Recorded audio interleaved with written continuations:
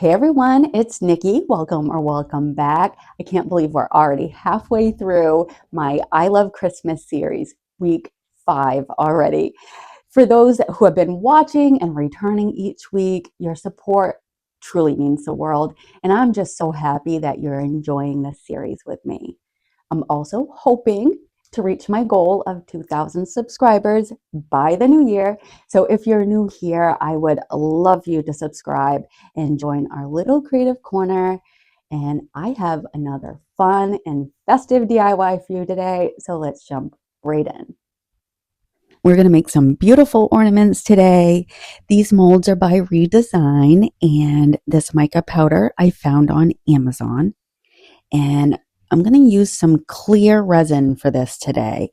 So these first 5 ornaments are going to be kind of like kitschy Christmas, and I'm also going to use my kitschy transfer book from IOD's, I can't remember if it's last year's release or the year before, but I'm just picking out kitschy colors. And this inspiration came from Tina at Rehatch Designs. She used this very same method, and although mine didn't come out exactly like Tina's, I absolutely love them. So she put the mica powder directly into the mold, and then she poured the resin over it and stirred it up a little bit. What I didn't realize at the time, though, is that she stirred it, but she didn't touch the bottom, which would be the front of the mold. But it's okay. It's all right. They all come out looking absolutely beautiful. So she literally just spread the mica powder out throughout the mold. And that's what I'm doing. Now, if you haven't used clear resin before, there's no fast drying clear resin, and that's so unfortunate. Life would be amazing in the craft world if clear resin would dry fast, but you do have to leave it for 24 hours, sometimes a little bit longer, sometimes it cures a little sooner. But for me, it's definitely a full 24 hours, especially with temperatures getting colder and rapidly getting colder. It's freezing here on this day. But I poured my resin, and you could see I'm mixing it up a little bit. And before I set it off to dry, I'm going to go over it with my embossing gun. And this is just going to get rid of any bubbles that might be on the surface. And you could also use a little alcohol, just spritz some alcohol on it, and that will do the same exact thing. And when I'm working with my molds, I always like to have a few extras sitting out. That way, if I mix more resin than I need, I can just go ahead and make some extra castings. Resin is expensive, and we don't want to waste anything. So that's a great way to use up every drop. I'm also going to use Dollar Tree's faux snow in the ones that I'm leaving clear. Then I'm going to cut this beautiful image out of this paper that came in my maker's box, and this other image that also came in my maker's box, and I'm going to begin to make my ornaments and my snow globes, and I'm using polyacrylic, there we go, polyacrylic as my medium. So I'm going to use my fan brush and just spread that polyacrylic about and set my image right into that, and then just used a little bit of saran wrap to make sure I got it nice and flat, that there's no air bubbles, and then spread some more polyacrylic over it. We're going to be making a bunch of ornaments today. I made these over a course of 3 days, and that's including the 24-hour dry time for the resin. And then, of course, adding my papers and paints and stuff. But this was so much fun. I couldn't wait to share this project with you. I'm adhering mine to the back of my ornaments, but you could absolutely add them to the front if you prefer. You could even decoupage them right onto the surface. This is just the way I chose to do them today, but I'll probably make some more later in the season where I add the images to the top if I have the time, because I can't believe we're already almost in December. You could also switch it up with resin color. Clear works if you're adding the papers to the back, but white resin is perfect if you plan on adding your images to the front. Even black resin would be beautiful, especially if you're going for that dark, vintage, moody look. There's absolutely no wrong way to make these. It really depends on the style you're going for, whether you use clear, white, black. There's truly no wrong way to create these ornaments. So just have fun with it. As I was talking there, you could see that I'm using more of that paper that came in my box. It's by Roy Cycled, if I didn't mention that earlier. And it's a very strong, durable paper. I'm going to use this transfer right on top of it.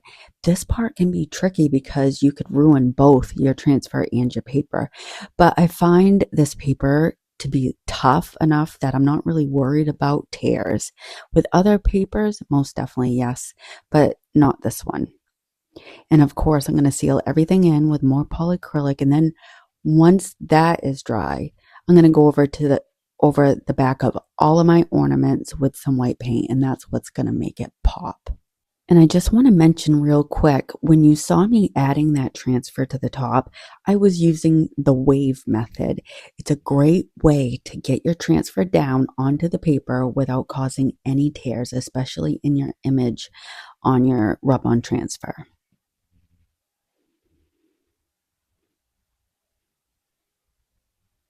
And this is where I'm adding on my white paint. I'm just making sure I put on a good coat. You can see there, I don't know, I'm moving quite fast, but I do wipe off some of the paint on the sides because those images are really dark. The paper doesn't go all the way to the sides. So I am going to go over those ones with black paint.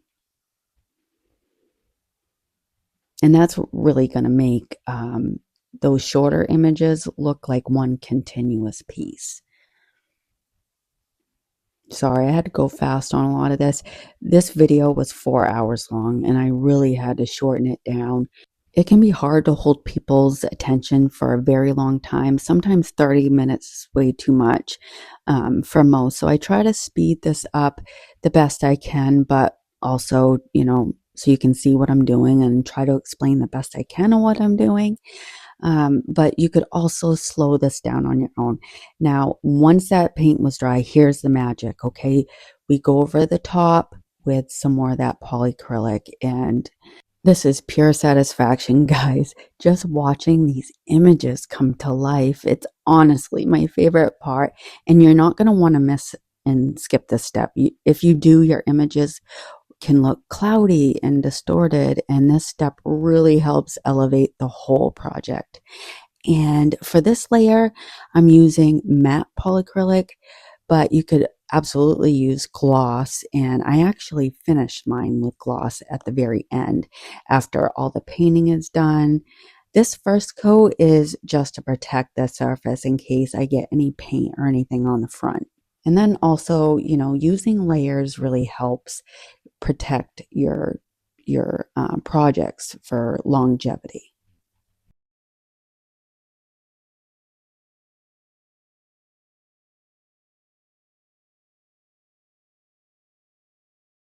Before adding these transfers, I did treat them with that same polyacrylic, and I'm just gonna put my transfer right onto the front of my ornament and begin rubbing and pull that sheet back. And I'll just let you watch, as a lot of this is repetitive. But remember earlier how I mentioned I didn't think Tina really pushed down into her ornament when she was mixing the resin with the powder? Well, I did, and you can see like some of the swirl marks from me rubbing the bottom of the mold. It doesn't look bad at all. I just wish I had picked up on that before I started. I'd really love to know how you're decorating this year. Everyone has such different styles, and I think that's part of the magic of Christmas. In our house, we actually have 4 trees. 2 are flocked and 2 are just regular. I don't have real trees. We haven't had real trees in our home for quite a few years. One of the flocked ones we leave completely undecorated. It's just so pretty all on its own. And my main tree in my living room has white, silver, pink, and then we have a little kitschy tree and another one that's more traditional. I like to mix things up every year, but that pink and white one is definitely my favorite and has had my heart for a while now. Now, as you can see, I'm trimming up this ornament. I added some bronze metallic paint, and I don't know if you caught on, but I have that ornament upside down, and I still hadn't realized during this part that I had it upside down. I did all kinds of decorating, and then like last minute, I realized I had it upside down. But you will see how I just totally, what's the word I'm looking for? Redeem myself with that one, so to speak. And it just comes out looking so pretty. So with these kitschy ones, I wanted to add some gilded foil to the back. So I added some gilding glue and then just added this foil to the back. And this is, you can buy this at Redesign. It's by Ketcha, and I'm not sure if I'm saying her name right, but once you get that glue on, you want to leave it for a few minutes and then add your foil and then set it off to the side. And then, so remember how I mentioned earlier how some of my paper didn't go all the way to the sides and I left the sides so I could paint it black. This is one of those ornaments, and I'm just making sure I put on a good heavy coat of the black, and the same with this one. And if you haven't worked with the closed molds, you really should consider investing in them. I know IOD molds are pricey. I actually, for myself, I save money aside for some of my favorite craft supplies, but these are just so fun to work with. And you can put them back to back, which is a lot of fun. They're symmetrical. But after I let my gilding glue dry, I actually let it dry for the day. And then I just start taking my fan brush and brushing away the foil. You just have to be super careful because it can tear. But then, so once the backs were dry, I just began painting the fronts, and I'm using the color Black Pearl. That's by Paint Couture. It's a metallic paint, and just start painting the fronts. This is the fun part, guys. This is just always so fun to put these together and just see your ornaments come to life. I've been trying to do better about mentioning other content creators, especially smaller channels like my own, who share similar styles and really deserve more eyes on their work. We all want to be seen, and I love being able to help lift each other up. One channel that I truly think you should check out is Lorraine over at Under One Umbrella. Oh my goodness, she makes the most beautiful things. She just worked with these closed molds a few days before posting mine.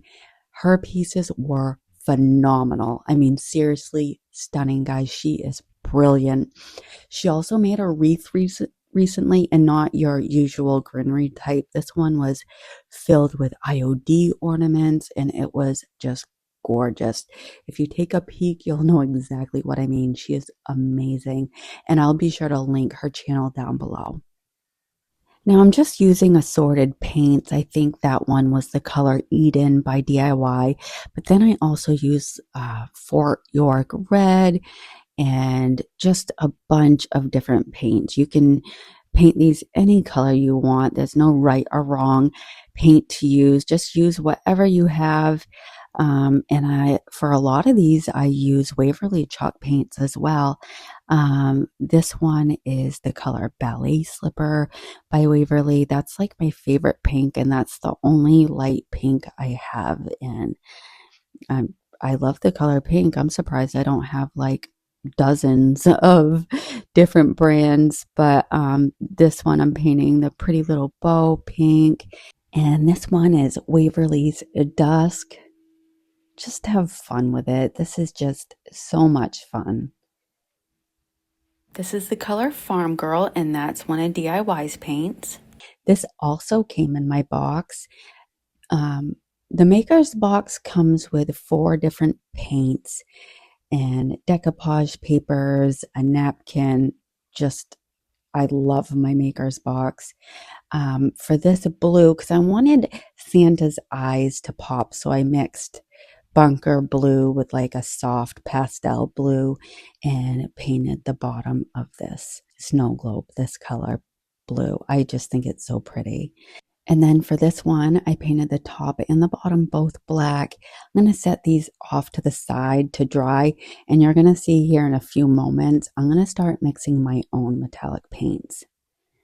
But back to this ornament, I was getting ready to make the hole because it was filled with resin and to make a hanger. And I was like, oh, this is upside down. Oh, goodness. But I took this vintage style ribbon and I'll let you just watch as I make like some tassels and add some beads. It just comes out super cute.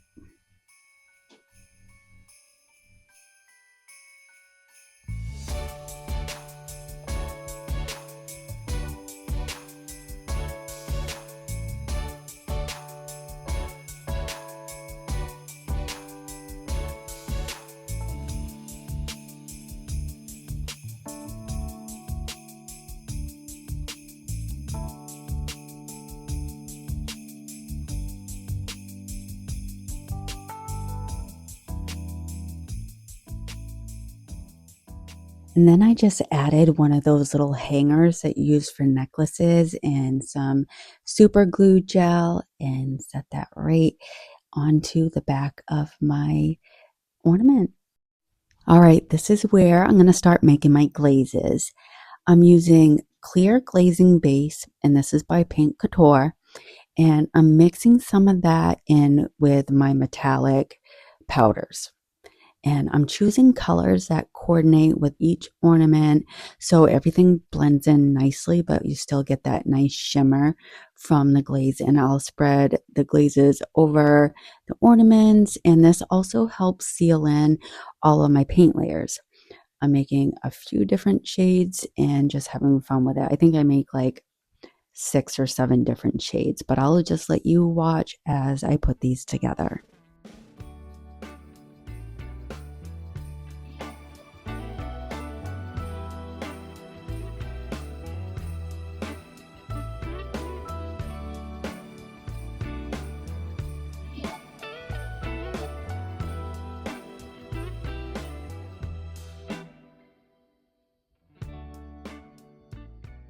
I think this green one is my absolute favorite.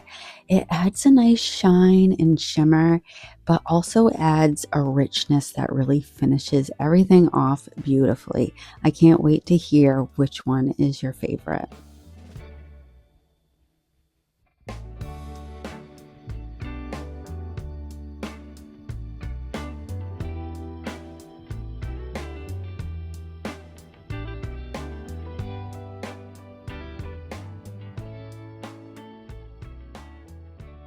Now this one was kind of like a brown metallic paint, and I love how it complements the tones in the birds.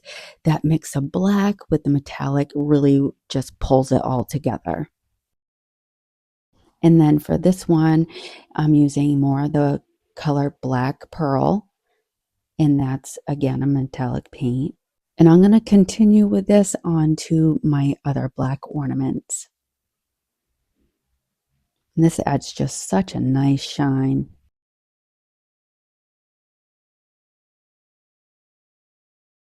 All right, next I'm going to add all the finishing touches. I added the color Oyster Pearl metallic paint to the base of that snow globe, little rub and buff to this cloche, and I do add a lot of rub and buff to some of my other ornaments.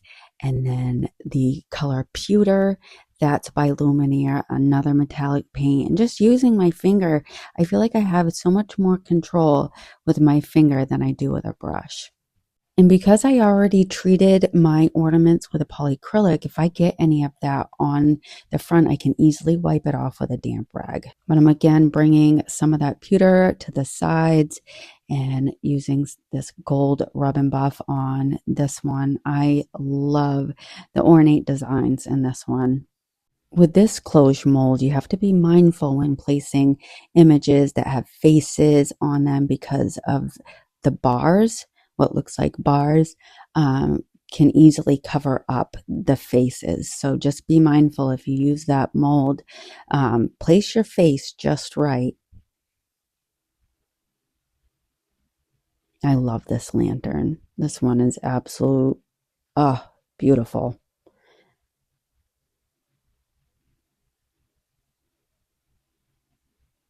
I had to use this little artist brush to get on the sides here because my finger's a little too fat to get in there.